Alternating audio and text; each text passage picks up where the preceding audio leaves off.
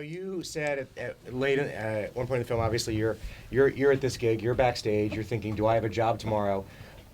I'm thinking you must have been thinking like, fuck, really now you're gonna break up? I mean, your brother and his band would have, they would have come out of this, presumably as huge, and that was just it. Was it like, really, you're gonna do this? Yeah, it was all over. That's the end of the dream. They didn't come off at all going like, that was pretty good. Maybe we should rethink this. The musicians sort of have a completely different train of thought. I mean, they'd seen great receptions anyway throughout their career. So, and I think that the elastic in the band had been stretched too far and snapped, and which was quite a shame. I mean, the band did come back and do a tour because they were coerced by the record company. So they did stay, but it wasn't. Well, it was great musically. It was never the same. I think that was the high point, and right.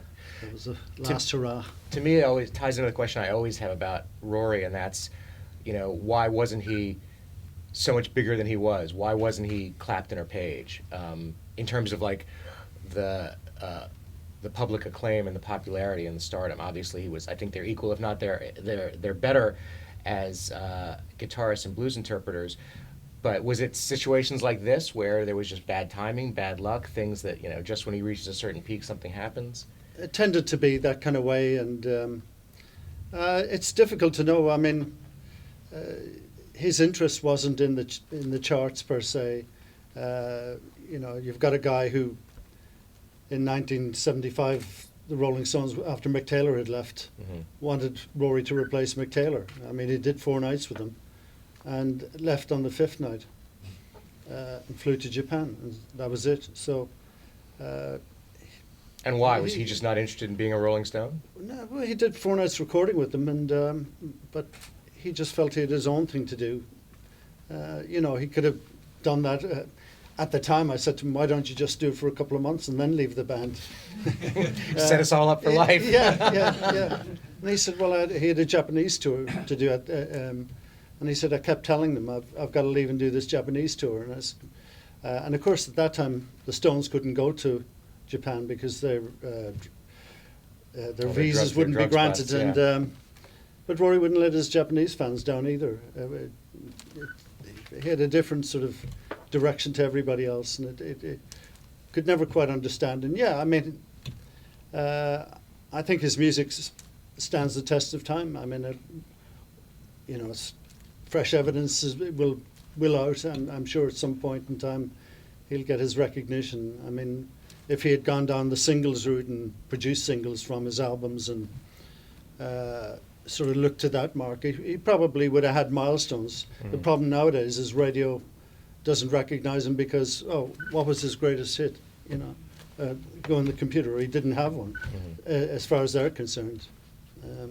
But the albums stand up. I mean, everything's, I think he'd be quite content with what's been achieved, He always, watching this and also watching the 72 Irish Tour film, it seems like he was in his element doing that, and not someone who, and you would know this best of all, someone who was all that concerned with the trappings of the life of a Stone or a Clapton or a Zeppelin. Yeah, I mean, the after party didn't matter to him. I mean, that was go back to the bar and the hotel and stay up all night, but there was no going to premieres like we are. He wasn't that type of guy. He just had his own style. Yeah, but Rory was a Jekyll and Hyde. I mean, he lived on stage. What you saw on that screen was Rory living. When Rory was off that stage in a hotel room, he wasn't. He was only waiting to get back on stage. It was a means to an end. On the question of fresh evidence, why did it take so long for this to come out? I have this image of Murray Lerner with this like vault, like the Stones have, of just all of this stuff that he's just going to dribble out little by little, because he shot pretty much everything there. Yeah, he did. I mean, in the case of Taste, obviously what comes across there obviously was the management difficulties. It wasn't nailed down at that time who owned the film, or no agreement had been reached. The band split. The manager actually took the recorded tapes, or a copy of, and after the band split up, Eddie Kennedy. Yeah, he put it out against. He didn't ask the band; he just put the soundtrack out, and that created quite a legal wrangling between Murray, then on one hand, saying it was his film and it was the soundtrack to his film. CBS, who had recorded it, would have claimed it. You know, it was a tension between record companies. Then Polydor, ever after, didn't want to grasp that nettle and sort of tackle it, and so eventually, and Murray kept holding out for obviously the best situation he could. In the end, after years of negotiating, we went to Murray and said, "Look, you know," I said, effectively, my estate doesn't want to be dealing with your estate. Let's get and do it before while we're still alive. And thankfully, Daniel, my son, was in hand and based in New York, so he worked with Murray, and Murray agreed then to part with the copyright. Mm. So once we had the copyright, that meant all the legal issues were cast aside, and we could get down to the serious business of showing it in theatres and putting it on DVD. Right. You can see over the course of the film, Murray and his film crew just falling in love with them. You can see the shots get tighter and they get longer, and you can see especially Rory and the drummer John's faces, how much they were becoming enamored of the band as the gig was going on, really. Yeah, I mean, arriving on that island that morning, the van had been broken into. If you look at the equipment the band had, the drummer had to find a different snare drum. Mm-hmm. The bass player had to, his amp top had been stolen. There were all sorts amps had the Who on them. Well, the Who, it was the Who, most of the Who PA system for the entire festival. Oh, okay. Because they were the only one who had a big enough PA system. And that said, the PA system probably, most people have a bigger output in their amps at home these days. So it was quite extraordinary that it penetrated right across 600,000 people, you know. We have some questions out here, and we have a very enthusiastic crowd tonight.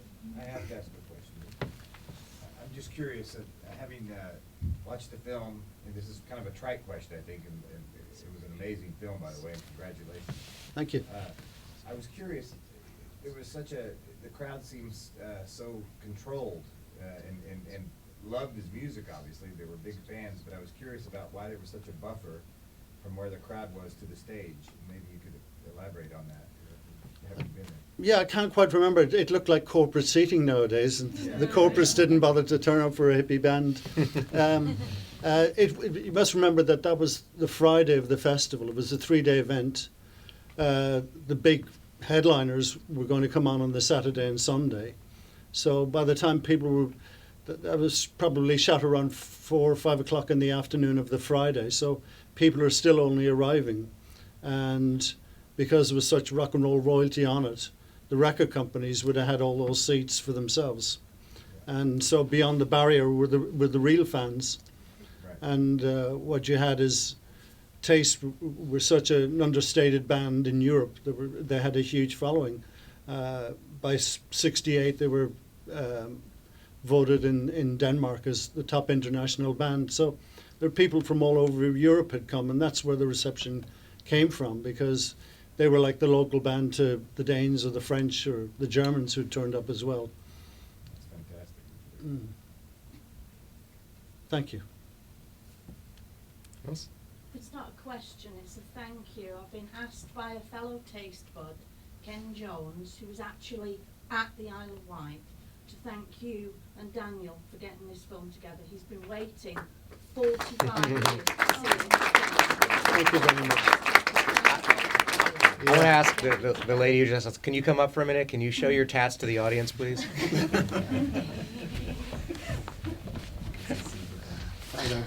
Hello again. Yes, my Taste t-shirts and my Rory albums down my leg. I've run out of leg now. I have to do the other leg now.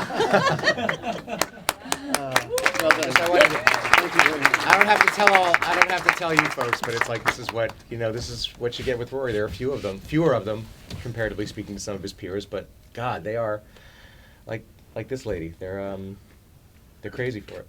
Well, that's the important thing. You know, it's for the people who get it and love it. It doesn't, and that's all concerned Rory is that people dug it, music, Right. you know. We see just some hints of this in the film and some of the earlier photos, but when did he start playing, and when was it clear to the family that there was something extraordinary there?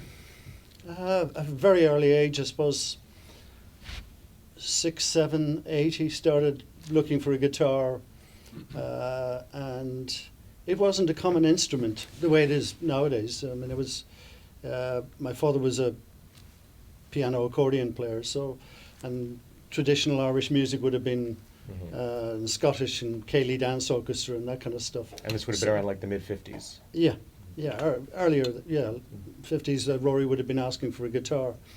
And I remember my father calling a friend who had a guitar and kind of going and bringing it to the house and saying, "Is that what you're talking about?" And Rory's eyes were like saucers. And he'd been trying to make out of round cheese boxes and school rulers and elastic bands, but it looked more like a banjo than it did. And then, of course, Lonnie Donegan happened big time, and the guitar became so prevalent from then on, you know. So we moved from Derry in the north of Ireland then down to Cork City. So the carrot for Rory was that if he was a good boy and was happy to settle in a new school and go to Cork, he'd get a guitar. So he'd had a little plastic ukulele, but then when he got to Cork, he got his guitar, and life changed.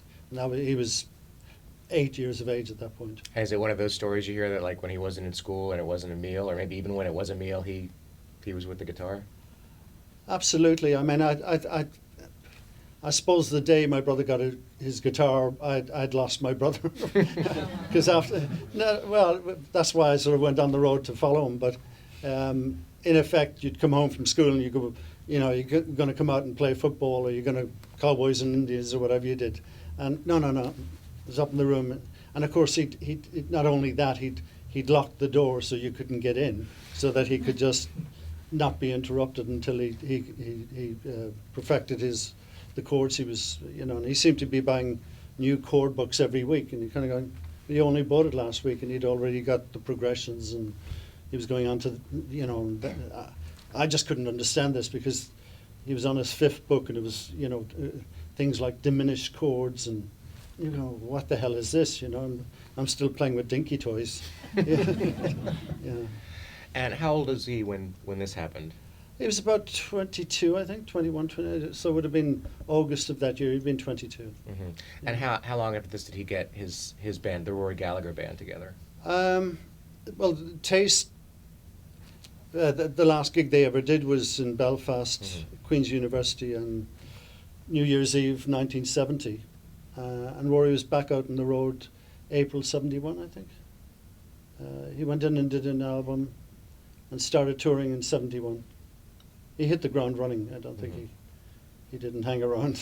No, I mean... Because he had to get back on stage. He Right. knew he had to get his album made so he could get it released, and then he turned it around relatively quickly, and so he could get back on the road and play. He was touring and recording pretty constantly in that period. Oh, absolutely. I mean, I think in the first couple of years, he got a 6-album contract from Polydor, and so he was out of contract by 74. And they were shocked, because they hadn't quite realised how there's 2 albums. And no one was delivering like that. So he was fairly prolific in terms of work and managing to complete an unbelievable calendar of dates in a given year. I mean, gigs were done as recordings, so the afternoon you'd finish and have to pack up in the studio maybe at 3 o'clock, 4 o'clock, and drive to the gig, set up and do the gig, pack all the gear down, come back to the studio, maybe at 1 or 2 in the morning, and Rory'd record for another couple of hours. So it was very little sleep, and it was exhausting, but I was going to say, thrilling. I mean, you were more tired than he was, I think. Absolutely, yeah. Have some questions or comments? Yeah? I see a couple hands in the back. Yeah. In the film, why, when he started with Taste, why did they have to, the movement was in Belfast, why did he have to go to Belfast? Sorry, where would we have to... Why when they started with Taste, Oh, yeah. you know, with Ireland with such a tradition of music, why did they have to go to Belfast? Well, Belfast at that time, when Rory had come back from playing Hamburg and sort of air bases around Europe with the show band and the sort of halls of North London that were known as the Irish dance halls. So when he came back to Cork and formed a band, a three-piece rock band, if you like, there would have been not that much work around there, and they were still used to getting, you know, used to bands like the Stones or whatever. So, but there was a great R&B scene in Belfast, and partly and largely due to Van Morrison and people like that. And so that was established. And as you saw in the documentary, visiting bands like Cream, Peter Green's Fleetwood Mac, John Mayall, they'd come to the north of Ireland, but they wouldn't come to the south because there wasn't a market for them. So Rory took the band and established it in Belfast, which probably was going against the grain at that time. So, but probably was a better route to get your music to the record market, because with them had success, and the management of them had been based in Belfast. So, but as it turned out, that wasn't such a great idea either. But that it was a springboard to London. But he was one of the few artists who would continue to play Belfast as it got hotter and hotter there. Is that? Oh, absolutely. Rory would include, you know, the north of Ireland in every tour. He just wouldn't distinguish. And I remember, his promoter was from Belfast by then, and I remember a couple of the hot years, the promoter said, you know, I don't want to be responsible for you playing in Belfast because it's too risky and so on and so forth. And Rory said, well, I won't do an Irish tour without doing Belfast and Derry, you know. Did he ever discuss that as a political matter? Was it something for him that, like, was it, obviously he had strong roots in Belfast musically, from the time they spent there, and an audience there, but was it ever something he talked about in terms of either Belfast as part of Ireland, I'm including it, I'm making sure of it, or in any way kind of expressing a viewpoint about what was happening? Not overtly, but I would know, obviously, that he felt that if it would be like annexing off the north of Ireland, which had been annexed off politically. Mm-hmm. And you've also got to understand the counterpoint was that the people in the north of Ireland might go south, but people in the south never went north. So, and, you know, our father was born in the north of Ireland, my mother was in the south, so we had a good education as to the rights and wrongs and both sides of the border. So it didn't scare us as much as other people to go back up north. But certainly Rory he would certainly unite the kids, and I felt he knew his role in that here was a generation coming up. Lots of things were changing in that generation, not only just politically, but there was a standing up and being counted. And, you know, I suppose you could, to be fair, you know, you can't just sing the blues, you actually have to live the blues. And particularly civil rights and issues like that were important. And I mean, it was very gratifying. You see Rory get an audience in the Ulster Hall, for instance, and you could tell by the kids' school scarves which side of the fence they were meant to be on, but they all just got together. And if there was any sign of trouble, Rory just say, look, there's plenty of fighting in the streets. If you're in here for music and enjoying each other's company, and that's the way it was. And I mean, that's why there's a movement. There is already a plaque in the Ulster Hall. Mm-hmm. I mean, it was used as a church by Ian Paisley, so it was quite crazy. You know, we wouldn't be allowed the keys to the dressing rooms because Ian Paisley would have his vestments for changing there, so his mob would not allow us. And then eventually Rory was doing 4 nights and they had to give him the keys. You had to stand your ground, you know. Right. And there's a movement to have a statue put up to Rory in front of the Ulster Hall, So that's quite some achievement, you know. We'll see if Ian gets one. Did Rory get to meet or jam or gig with any of his heroes, many of his blues heroes, that he would have been influenced by? Yes, he did. Well, the first one is Muddy Waters. He recorded an album here in London with Muddy Waters. It's called the London Sessions. He did an album with Jerry Lee Lewis. He did an album with Lonnie Donegan. He did an album with Chris Barber. He jammed with lots of people. I remember, the Blind Faith tour in Chicago. Eric Clapton invited him up, so they did a big jam in Chicago. Shame it wasn't recorded, but there you go. And then he loved going to Montreux to the jazz festival.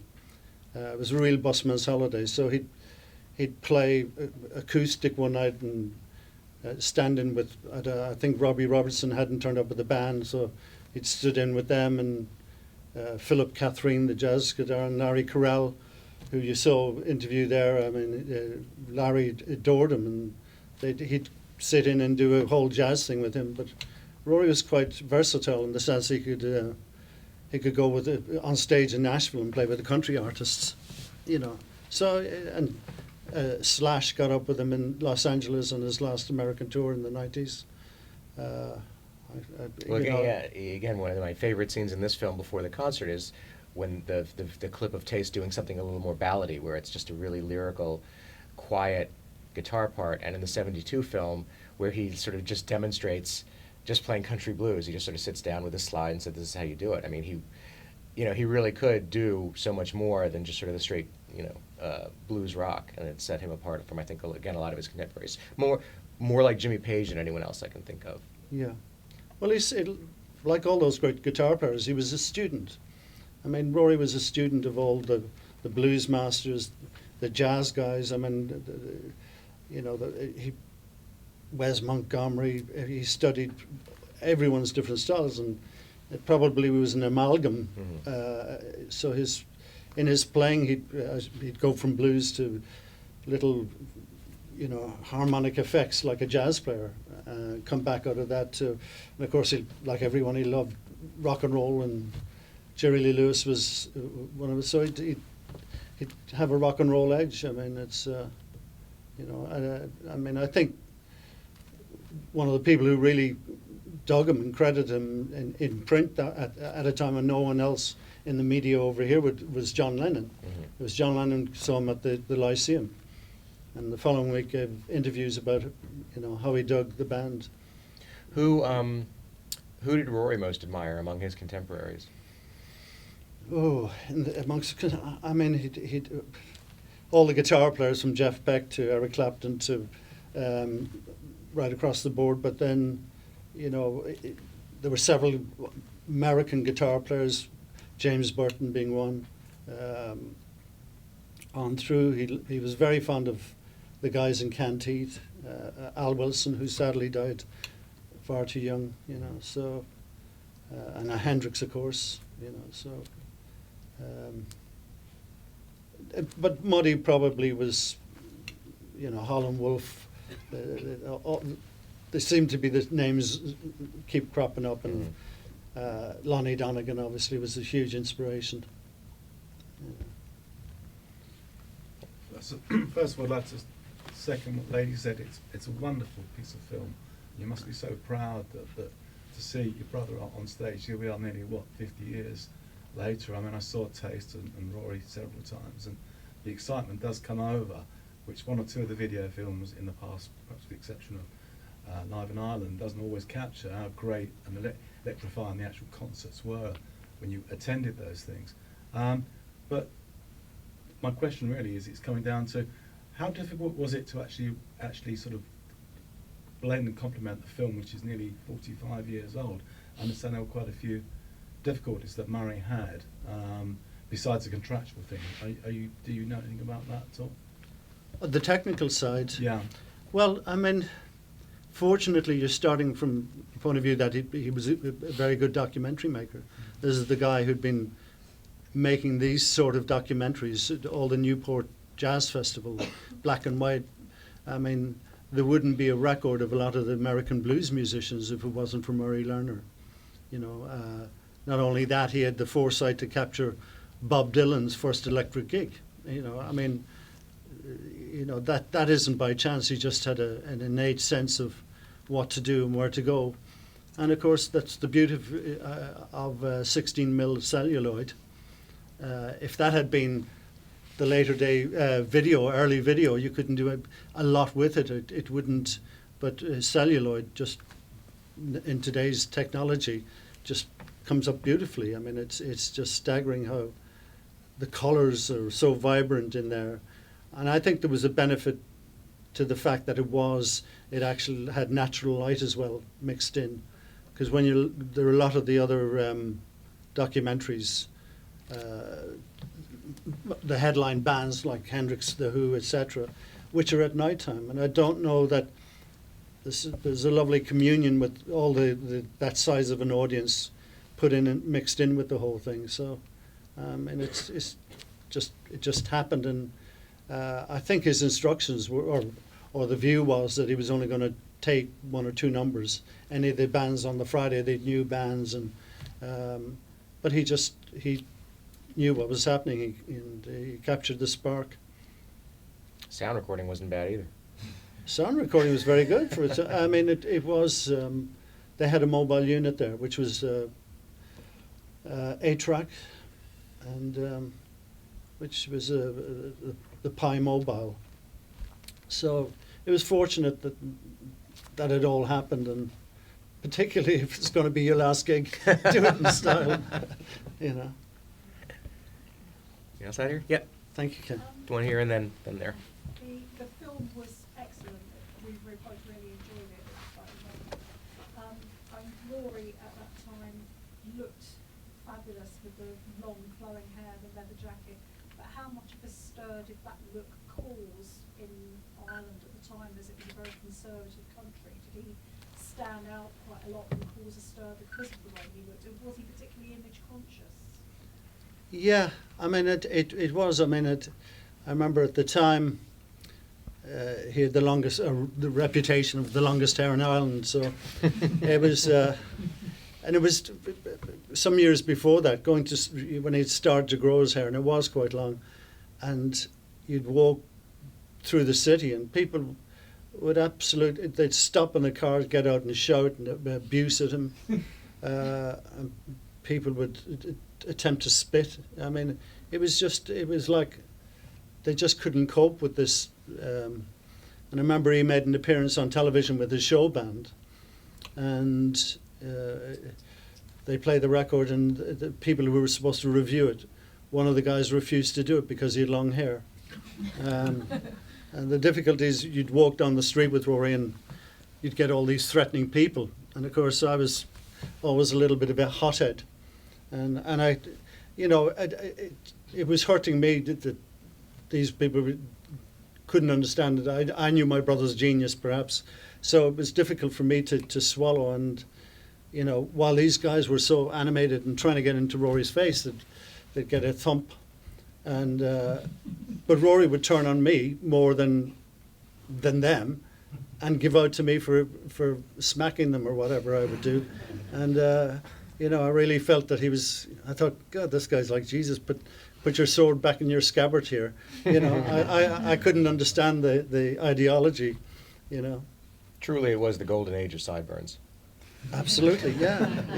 Only time for one more question, and it's back here in the middle, I think. Yeah, I was just saying, there's a clip of the Great Muddy Waters there, and I know that I read that Rory went back from Leicester for a gig to play with Muddy Waters. How did you get on? How did you sort of, what was the vibe with Muddy Waters when he met his hero? Oh, I remember the gig in Leicester very well, because Rory knew he was starting the recording session with Muddy that night. And I think it was, he technically should be there by 11. Muddy knew he had a gig, but was quite happy to. So we had to drive, and I kept saying to Rory, that's it, no more encores. And of course Rory, hey, it was his gig and he was going down so well.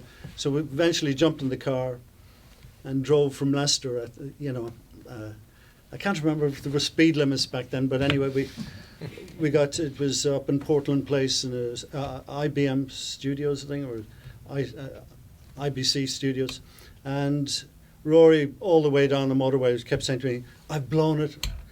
I'll be so late that he'll fire me." And we walked in the door, and Muddy was just standing there in his silk suit, calm as a cucumber, and the band around chatting. And Rory was apologetic, and he just stood there with a glass of champagne for Rory, and he said, "Hey man, you've done your gig." He was Muddy Waters was an absolute gentleman, and Sweetheart calmed Rory down and just said, "You know, I just want you to play, and I just want to, you know, relax and enjoy yourself." And it was a great week. It rolled over for a week, so I remember having the honour then of, it was night off the next night, and Rory said, "Take Muddy around and show him London." And I remember taking Muddy Waters and the band up to the Speakeasy and going in and talking to the guy on the door before the band came in and saying, "It's Muddy Waters band from America. They're okay to come in, are they?" Because you had, you know, and the guy in his waiter's outfit, "Oh, Muddy Waters, I don't know this name," and they're kind of going, "Yeah, you know, you see me in here all the time, don't you?" But they're going in with Muddy, and of course once he was in, and it was all full of musicians, and it was great. But he was a true gent. Well, that's unfortunately all the time we have. I know we could all sit here and talk about this stuff all night, but thanks so much to Donal Gallagher and Daniel too for bringing the film. Thank you.